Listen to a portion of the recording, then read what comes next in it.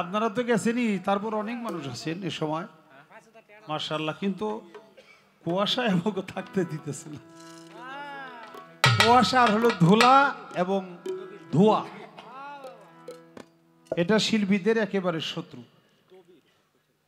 ভক্ত ছেলে দবির আরো 200 টাকা পুরস্কার করেছে বেহালার মিউজিক শুনে, ধন্যবাদ। তো আপনারা দুটি গান করব, তারপরে আপনাদের কাছ থেকে বিদায় নিব। গান দুটো যে গাবো বাবা,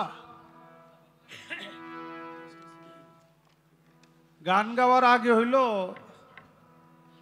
কি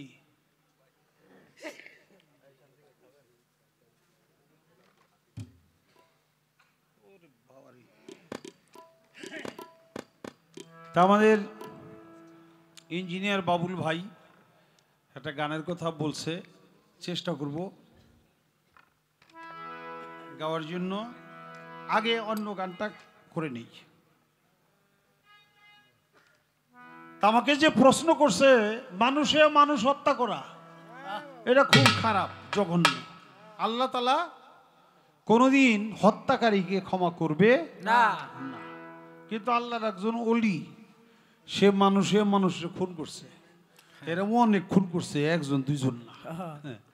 আপনারা ইতিহাসও জানেন, বড় বীর আব্দুল কাদের জিলানী মায়ের গর্ভে থাকতেই এক ফকির গেছিল ভিক্ষা চাইতে, মায়ের চেহারা দেখে পাগল হয়ে গেছিল, ইজ্জত নষ্ট করতে চায়। বড় বীর মায়ের গর্ভ থেকে রোহানি বেশে বাইরিয়া তারপরে বাঘের রূপ ধইরা ওই ফকিরের হত্যা করে আবার মায়ের পেটে চলে যায়, মায়ের টেরি বানায়। ওটা মানব রূপে পশু ছিল।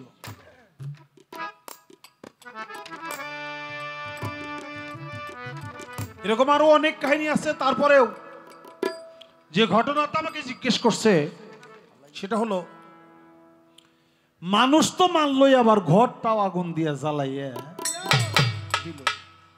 শেখ ফরিদ আউলিয়ার বাগিনা ছিল আল সাবরি আলাউদ্দিন সাবের কালিয়ারি রহমাতুল্লিল আলাইহি। আমাদের চিশতিয়া তরিকার 5টি খানওয়াদা, তার একটা খানদান, একটা খানওয়াদার নাম হলো চিশতিয়া সাবেরিয়া। আমরা হইলাম চিশতিয়া নিজামিয়া, আর একটা তরিকা হলো চিশতিয়া সাবেরিয়া। এই সাবেরিয়া তরিকার যিনি ইমাম, সেই সাবের কালিয়ারি রহমাতুল্লিল আলাইহি, যাকে আমরা শর্টে আলাউদ্দিন আল সাবেরি বলি, তিনি যখন শেখ ফরিদের কাছে যায়, তার মা দিয়ে আসে, পীরে হুকুম করে মানুষের খাওয়াইবা। আলাউদ্দিন আল সাবেরি কয়, বাবা মনে মনে কয়, মানুষের খাওয়ানোর হুকুম দায়িত্ব তুমি আমাকে দিলা, আমাকে একটাবারও তুমি খাইতে বললা না। যতক্ষণ পর্যন্ত তুমি আমাকে বলবে না, ততক্ষণ পর্যন্ত আমি তোমার দরবারের কিছুই খাবো না। কারণ বাবা, পীর মুর্শিদের দরবারের একটা হিসাব আছে। আমরা তো আইসি খাওয়ার জন্য পাগল হয়ে যাই পীরের বাড়িতে। না, পীরের বাড়িতে ততক্ষণ পর্যন্ত খাওয়া যাবে না, খাওয়া উচিত না, যতক্ষণ পর্যন্ত পীরে তাকে খাইতে না বলে। একজনে বলে দিল তোমরা খাওয়া দাওয়া করে নাও, একজন বলার দরকার নেই, বলে দিছে এখন খাও, অসুবিধা নেই। কিন্তু পীরের হুকুম নাই তুমি খাইবা, এটা আমাদের তরিকতের শিক্ষা। তাই 1 যুগ 12 বছর চলে যায়, ওই বাড়ির খানা খায় নাই। শেখ ফরিদ আউলিয়া নিজেও 3 বরং 36 বছর না খেয়ে জঙ্গলে কাটাইছে, এটাও আপনারা জানেন। তাই অবশেষে যখন মা তাকে দেখতে গেল, দেখলো শুধু কঙ্কাল গুলো আছে, জানটা আছে, ভিতরে কোনো শরীরে কোনো মাংস নাই। এরকম হইল কেন? ভাই তুমি আমার ছেলেটাকে না খাওয়াই মেরে রাখছো। কয় না, দরবারে খাওয়ার কোনো অভাব নাই, খাদেমদারের দায়িত্বই তো করে দিছি। কথা হইলে এরকম হইল কেন? তাহলে কোনো অসুখ হইতে পারে। আলাউদ্দিন আল সাবিরিকে জিজ্ঞাসা করলো, আলাউদ্দিন তোমার কি কোনো অসুখ করেছে বাবা? বলে, হ্যাঁ বাবা, আমার তো অসুখ আছেই। আমার মুর্শিদের প্রেম আগুনে জ্বলতে জ্বলতে জ্বলতে জ্বলতে পড়তে পড়তে আমি ছাই হয়ে গেছি, এটাই তো আমার সবচেয়ে বড় অসুখ। বাবা তুমি খাও না কিছু? কয় আমাকে তো খাইতে একবারও বলেন নাই। খোদা লাগলে জঙ্গলে যে গাছের কুশি পাতাগুলো ছিঁড়ে ছিঁড়ে ছিঁড়ে খাইতাম।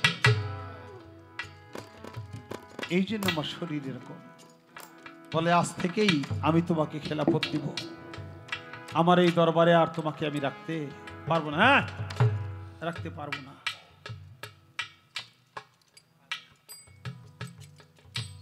এদিকে বোনের দাবি হলো ভাইয়ের কাছে যে ভাই তোমার একটা বোন আছে, তুমি কি বিয়া দিবা আমার ছেলের কাছে?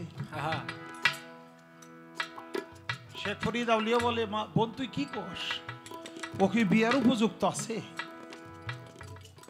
ওর ভিতরে কোনো কাম নাই, ও তো সমস্তই প্রেমে প্রেমান্বিত।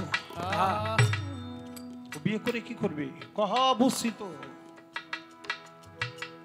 আমরা গরিব মানুষ তো, তাই আমার ছেলেকে, আমার ছেলে কাবু রোগা, আবার গরিব মানুষ, বাপ নাই এতিম, এই জন্য বুঝে দিবা না। বোন রে তুই বলছাস ঠিক আছে, আমি দিব, ওর সাথে বিয়ে দিব। ওর সাথে বিয়ে দিলে কি হয় তা তুই জানিস না, তোর দাবি যখন আমি বিয়ে দিব। বোনের কথায় রাখতে যে আলাউদ্দিন আল সাবরির সাথে শেখ ফরিদের নিজের মেয়েকে বিয়ে দেয়। তার দুইটা ছেলে ছিল, দুইটা ছেলে আগেই মারা যায়। এর মধ্যে আরো কাহিনী আছে। যাক বাবা, বিয়ে যখন দিল, বাসর ঘরে যে বধূ যখন সাজুগাজু করে স্বামীর কাছে গেছে, স্বামী তার দিকে এক নজর ফিরেও তাকায় না, চোখ বন্ধ। সেখানে বলে স্বামীকে একটাবার আমার দিকে তাকাও। কয় না। কয় কেন? আমাকে তোমার পছন্দ হয় নাই? কি যে পছন্দ হয়েছে, তাহলে আমাকে একটাবারের জন্য তাকাইবেন আমার দিকে? আমি তাকাইলে তুমি থাকতে পারবে না। কয় কেন? কয় আমার চোখে যেই জ্বালালি ভাব, এই জ্বালালির আগুনে তুমি জ্বলে পুড়ে ছাই হয়ে যাবে, আমার জীবন ধন্য হয়ে যাবে। আমি যদি স্বামীর এই জ্বালালি প্রেম আগুনে জ্বলে পুড়ে ছাই হয়ে যায়, আমার জীবন ধন্য। সাথে সাথে চক্ষু মেলে তাকাইছে, আর চোখের ভিতরে যে জ্বালোয়া, যে জ্বালালি ভাব, যে আগুন, প্রেমের আগুন, সেই আগুনে সাথে সাথে শেখ ফরিদের নিজের কন্যায় গায়ে আগুন লেগে গেছে, পুড়ে ছাই হয়ে গেছে, এবং ঘরটা সহ আগুনে ছাই। আমি আর ইতিহাসটা বাড়াইলাম না, আরো ইতিহাস আছে। পীর মুর্শিদের প্রেমে যে ব্যক্তি সত্যিকারে পাগল হয়ে যায়, আশেক হয়ে যায়, কামেল হয়ে যায়, তার চোখের মধ্যে জ্বালালি ভাব থাকে। একবার তীক্ষ্ণ দৃষ্টিতে তাকাইলে জ্বলে পুড়ে ছাই হয়েও কেউ যায়, কেউ বা ওই তীক্ষ্ণ দৃষ্টির কারণে তার মুর্দা কল্পটা জিন্দা হয়ে যায়। আমি আর বলবো না, তো গান শুনছি চমৎকার, যা প্রশ্ন ছিল জবাবও চমৎকার। দেখা দেন গো দয়াল নবী একবার আসিয়া।